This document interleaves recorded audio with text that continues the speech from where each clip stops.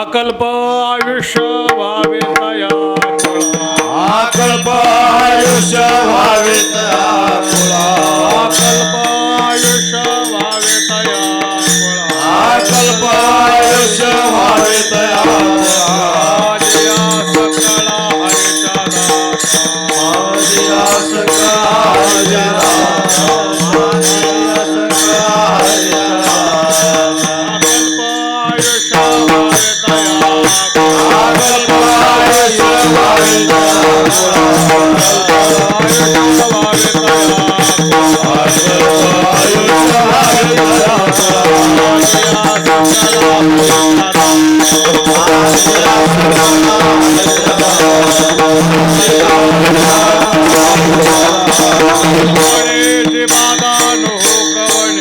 कल्पनेची बाधा न हो कोण्या काळी कल्पनेची बाधा नको कोणी काढी कल्पनेची बाधा न हो कोण्या काळी हे संत मंडळी सुखी आसी हे संत मंडळी सुखी असो हे संत मंडळी सुखी असो अहंकाराचा वारा तारो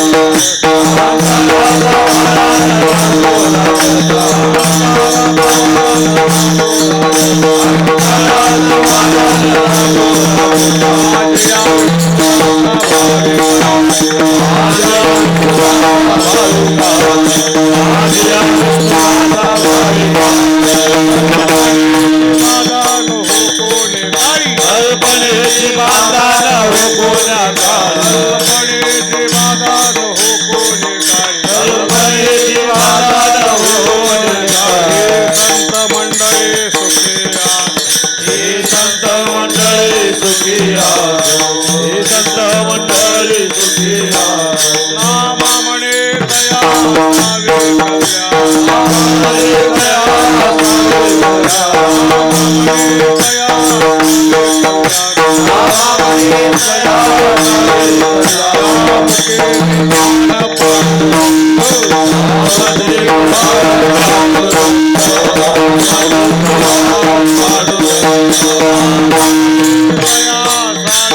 दया हरे दया हरे दया सारे कल्याण हरे दया सारे कल्याण निधान पांडुरंग यामध्ये निधान पांडुरंग यामध्ये निधान पांडुरंग कल्पनेची बाधा नको कल्पनेची बाधा न हो कोण्या काळी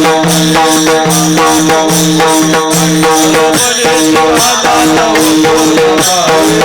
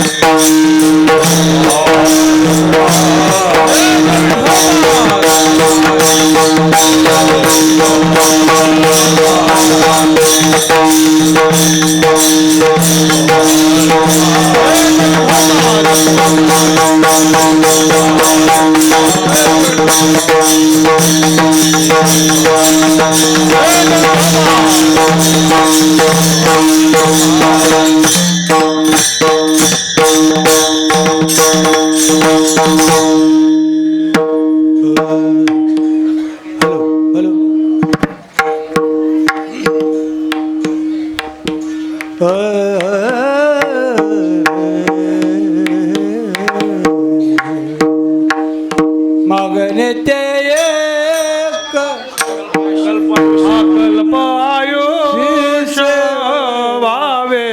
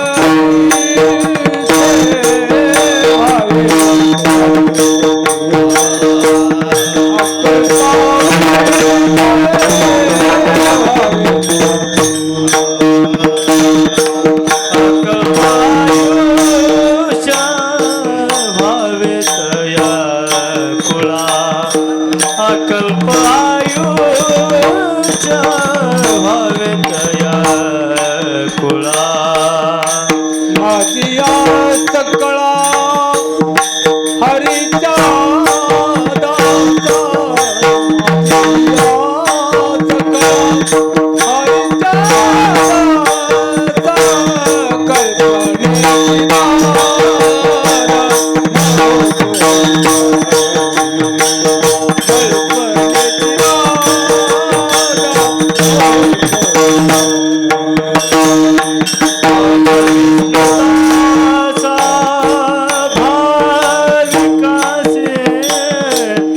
माझ्या माझ्या सकळाचा भाविकाची माझ्या विष्णुदासा भाविकाची माझ्या विष्णुदासा भाविकाची कल्पनेची माला कोणी काळे कल्पनेची बाधा कोणी कल्पावे व्हावे तयाको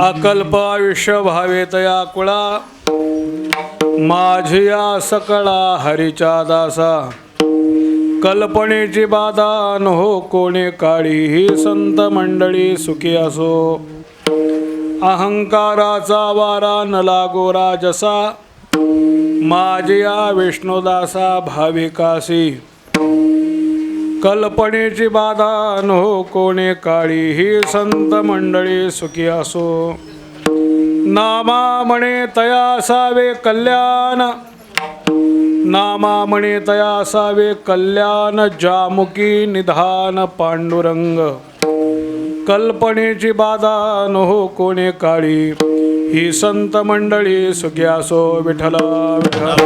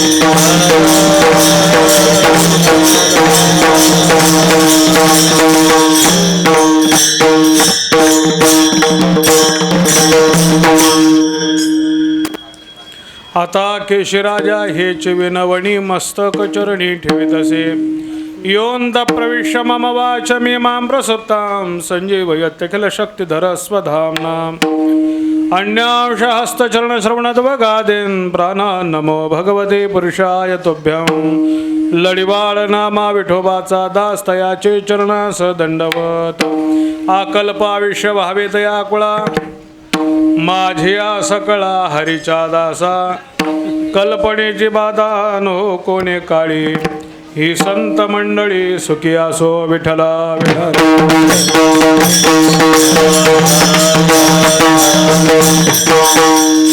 अकल्पाविष्य भावेत या कुळा माझिया सकळा हरीच्या दासा कल्पनेची बाधा न हो कोणी काळी, ही संत मंडळी सुखी असो प्राप्त प्रसंगी. कीर्तन रूपी सेवेकरिता घेतलेला अभंग पंढरपूर निवासी भक्त शिरोमणी म्हणून ज्यांची ओळख संप्रदायामध्ये आहे, पंढरीश परमात्म्याचे प्रेम भांडारी म्हणून ज्यांना संप्रदायामध्ये ओळखलं जातं, असे भगवंताचे अत्यंत लढीवाळ भक्त असणारे संत श्रेष्ठ नामदेवराय यांचा जवळजवळ सर्वांच्या परिचयाचा.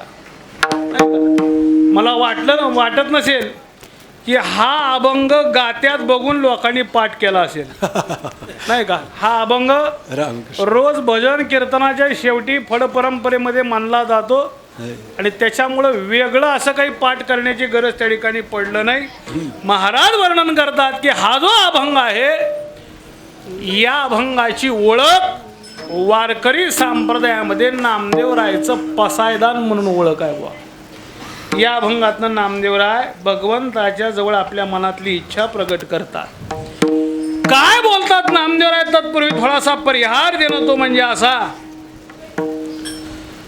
दरवर्षीच्या नियमानुसार याही वर्षी जय हनुमान सेवा मंडळ क्रांतीनगर यांच्या त्या ठिकाणी महाराज नियोजनामध्ये भगवान श्रीकृष्ण परमात्म्याचा जन्म उत्सव आणि या जन्म उत्सवाचं नियोजन ज्या हनुमंतरायाच्या मंदिरामध्ये या ठिकाणी आपण दरवर्षी साजरा करतोय, तो याही वर्षी मोठ्या आनंदामध्ये या ठिकाणी साजरा होतोय.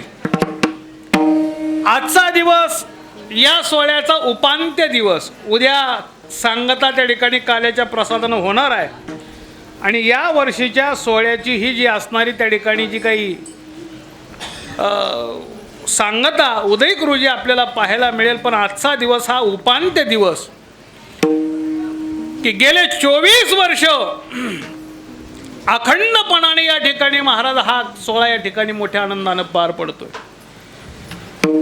ज्या नगरीमध्ये हा सोहळा पार पडतोय अशा नगरीचा विचार केला तर मी दरवर्षी सांगतो की या नगरीचं जीवन हे घड्याळाच्या काट्यावर आहे. बुवा, नाही का. घड्याळाच्या काट्यावर जीवन. 1 मिनिटं मागं पुढं झालं की दिवसभराचं सगळं जे असेल ते वेळापत्रक बिघडलं.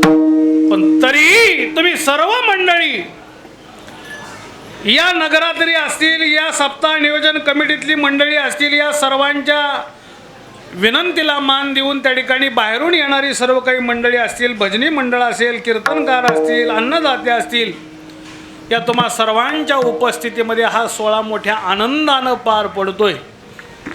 आणि गेल्या 24 वर्षामध्ये मला वाटतं मलाही 8-9 वर्ष, साधारण 7-8 वर्ष झाले माझं कीर्तन या ठिकाणी दरवर्षी होतंय. आणि तुम्हा सर्वांच्या प्रेमास्तव याही वर्षी या ठिकाणी महाराज येण्याचा योग आला. सर्वच कमिटी, सप्ताह मंडळ, या मंडळाने त्या ठिकाणी राजभवनला सांगितलं तर राजभवनने मला कॉन्टॅक्ट करून याची ही तारीख त्या ठिकाणी मला दिली. जास्त वेळ घेणार नाही कारण वेळ जास्त झाला आहे, नाही का. त्याच्यामुळे जास्त वेळ घेणार नाही. द्वादश आहे, शिरापत आहे आणि त्या ठिकाणी महाराज जास्त वेळ घेणार नाही. नियोजित वेळेच्या जवळजवळ कीर्तन सोडण्याचा त्या ठिकाणी मानस त्या ठिकाणी असल्यामुळं तुम्हा सर्वांचं प्रेम नामदेवरायांच्यावर असंच राहावं एवढी सदिच्छा सुरुवातीला करतो. तुम्हा सर्वांकडून भगवंताची सेवा अखंडितपणे घडो, तुम्हाला उत्तम दीर्घायू लाभो, याच्यासाठीच हा अभंग या ठिकाणी मी निवडला. जसं नामदेवराय माझ्या हातनं चिंतन करून घेतील तशा पद्धतीनं चिंतन करू आणि वेळेत सेवा भगवंताच्या चरणी समर्पित करू. अकल्पा विश्वावेतया कुळा माझ्या सकळा हरीच्या दासा, कल्पनेची बाधा न हो कोणे काळी, संत मंडळी सुखी असो. या भंगातून नामदेवराय भगवंताच्या जवळ आपल्या मनातली इच्छा या ठिकाणी प्रगट करतात. नामदेवरायचा विचार जर केला तर सकल संतांमध्ये नामदेवरायचा विचार जर केला तर नामदेवरायचं महत्व हे इतर संतांपेक्षा थोडंसं वेगळं आहे. काय वेगळं आहे? नेहमी सांगतो मी, भक्ताचे 4 प्रकार त्या ठिकाणी आपल्याला पाहायला मिळतात. काही भक्त पुरस्कृत आहेत, काही भक्त अविष्कृत आहेत, काही भक्त अंगीकृत आहेत आणि काही भक्त अधिकृत आहेत. काय सांगितलं मी? पुरस्कृत, अविष्कृत, अंगीकृत आणि अधिकृत 4 प्रकारचे भक्त आपल्याला पाहायला मिळतात. आता या 4 प्रकारच्या भक्तामध्ये अविष्कृत कोण, अंगीकृत कोण, अधिकृत कोण, पुरस्कृत कोण, याचा टप्प्याटप्प्याने विचार तुम्हाला सांगतो. पुरस्कृत भक्त म्हणजे भगवान परमात्मा ज्यांना केव्हाच विसरत नाही, यांना त्या ठिकाणी पुरस्कृत भक्त म्हणतात. आता थोडासा विचार जर केला तर सगळेच भक्त या 4ही त्या ठिकाणी महाराज विभागामध्ये बसतात, पण विशेषत्वानं काही भक्त आपल्याला पाहायला मिळतील. पुरस्कृत भक्त म्हणजे ज्या भक्तांना भगवान परमात्मा केव्हा त्या ठिकाणी महाराज विसरत नाही, जिथं जिथं ते भक्त असतात त्यांच्याजवळ जातो, त्यांच्याजवळ राहतो, त्याला पुरस्कृत म्हणजे त्या ठिकाणी महाराज स्वीकार करणं, नाही का? पुरस्कृत त्याला आपलंसं करणं, सन्मान देणं, याला काय म्हणतो आपण? पुरस्कृत म्हणतो. अशा या भक्तामध्ये मी आत्ता सांगितलं सगळेच भक्त बसतात, पण प्रामुख्यानं विचार केला तर पांडव जे आहे हे पांडव या ठिकाणी महाराज या भक्ताच्या पहिल्या यादीमध्ये पांडवांचं नाव येतं. काय येतं? कारण ज्या ज्या ठिकाणी पांडव आहेत त्या त्या ठिकाणी भगवान परमात्मा आहे का नाही? हा परमात्मा त्या ठिकाणी भक्ताच्यावर पडणारं संकट किंबहुना पांडवांच्या बरोबर हा परमात्मा सगळीकडे राहतो. बुवा, हे पांडव वनवासाला गेले, हा परमात्मा होता का नव्हता यांच्याबरोबर? होता का नव्हता? महाराज वर्णन करतात, जो देव राजस सुकुमार मदनाचा पुतळा रवी शशी कळा लोपलिया ज्याला म्हणतात, नवे ज्याच्या उपचाराचा विचार जर केला तर षडगुण संपन्न असणारा हा परमात्मा नाना उपचारांना याचा रोज त्या ठिकाणी महाराज जे का असेल ते पूजा याची होते, याला त्या ठिकाणी नाना उपचार याच्या ठिकाणी केले जातात.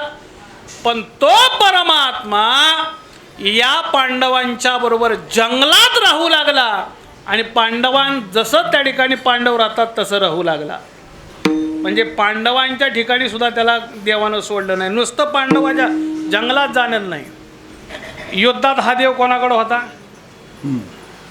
कौरव पांडवाचं युद्ध जे झालं त्या युद्धात देव कोणाकडे होता? होय, कोणाकडे होता? पांडवांच्याकडेच होता ना.